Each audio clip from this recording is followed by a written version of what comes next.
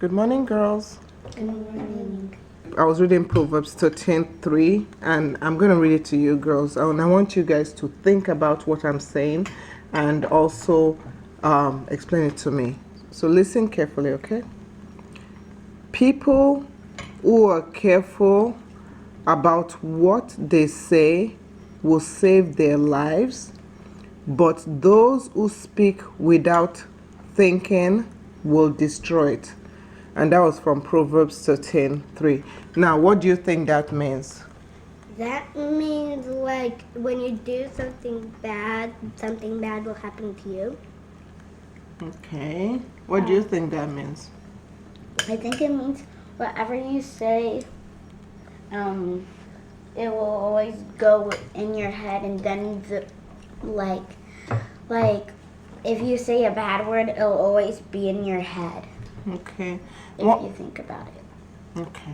So one thing, if you think about it, the way that this verse translates to me is like people who are careful about what they say. So if you go about saying, if you are being very careful about what you say, if you go about saying, blah blah blah, nonsense stuff, things that are not good for people, bad stuff, does that help you in your life? No. If you say bad stuff about people, would that make people like you? Would that make people like you in terms of are you showing a good child of God? No.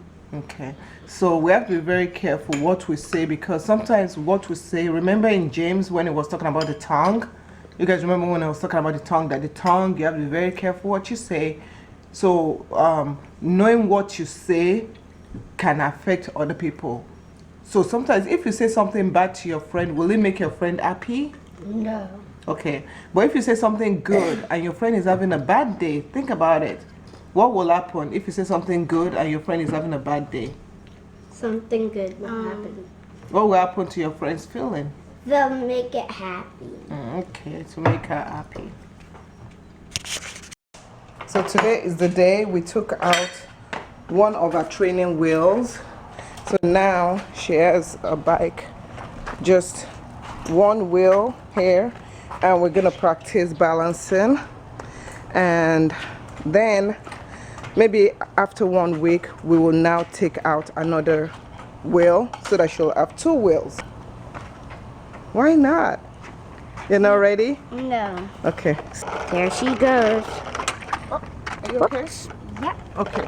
So if you're falling the left way, balance off to the right and then try and stay in the middle. Try and balance in the middle.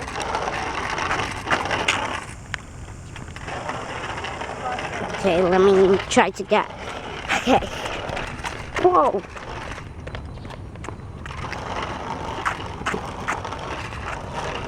We're gonna talk about.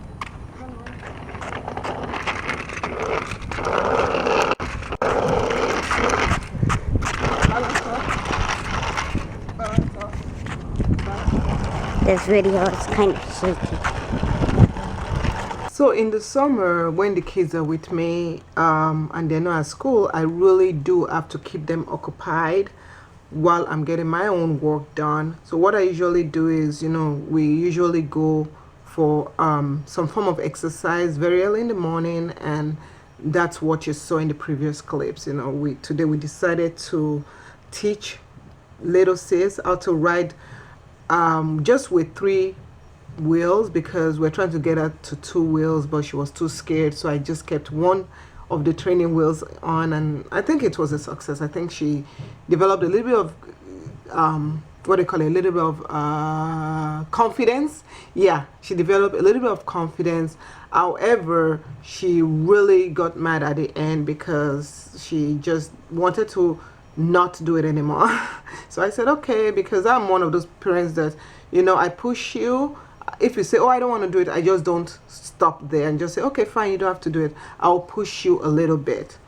So the next thing I do is, after they've had their breakfast, I've been using this website lately, and it's called softschool.com. Okay. And I go in here and I look for information. So yesterday we worked on math, and I like keeping it like math and English in the afternoon, or writing comprehension in the afternoon. So this is math, and we did less than yesterday. So this one is writing in numerical worksheet, and this other one. So we're going to continue today, and the first thing that I usually do is I usually do a addition worksheet, and I like this addition worksheet because you can create the ranges of numbers. So for little sis, I can say I want her to add up to maximum of 20 numbers, and maybe at the bottom maximum of 10. And I don't want to show answers. I could do show answers, and what it does if you do show answers is that it will print the second page. It will make it the answer page so that you don't have to crack your head whenever you're doing it. So then you generate the worksheet, and this is what it looks like. And this is very good, especially in school when they time them. You can use this to create a worksheet that would work, and then I just go and print it. So for big sis, what I do is I go to 4th grade, and we're also going to start in the morning with math, and we want to start with math addition, and we're doing 3 digits right now.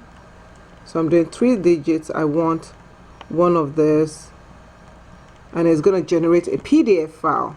And you can see here the PDF file, and all I just do is print it out. While I print out this stuff, so usually they are reading their books. And what book are you reading? Why is that book upside down? It's 2 books in one. Oh, okay. That's kind of good. Man, I used to have a book like that when I was younger.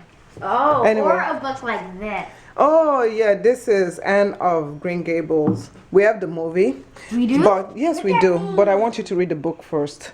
Okay. So usually they will, while I'm printing all this out, they'll just read a book for about 30 to 1 hour, give or take. So most of the time 30 minutes they'll read a book, and that usually kind of relaxes them and gets them in the school mode, because I think when you start off in the school mode during the day quietly, it's kind of like a meditation, quietly and going. Oh, I forgot to tell you, so in the morning when they wake up, before we go for our walk, they usually do their devotion in the morning if they didn't have enough time to complete it at night, because at night they have a workbook that they do their devotion with.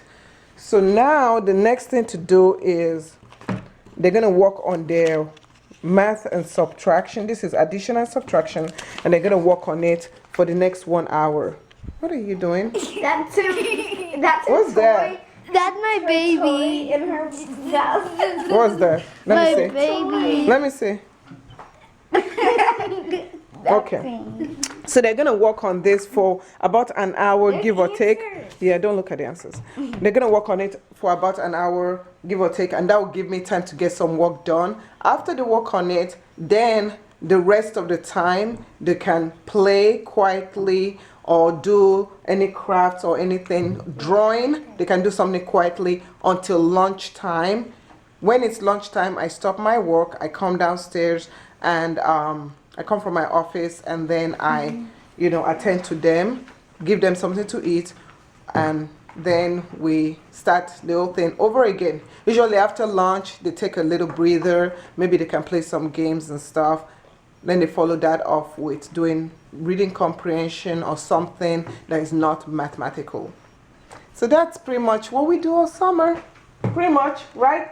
They do have off days. Off days are days when, they can watch TV, or they can do something else that is not so much work, school work all the time. Do anything they want. Yeah.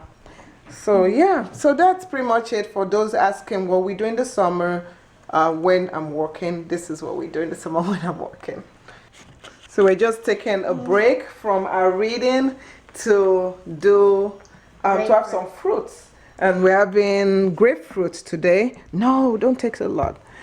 So the girls, they were wondering why I'm putting sugar on the grapefruit. So why do you think I'm putting sugar on the grapefruit? So it wouldn't be sour.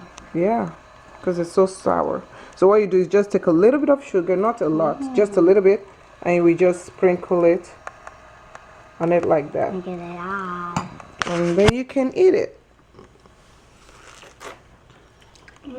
You like it? Sour.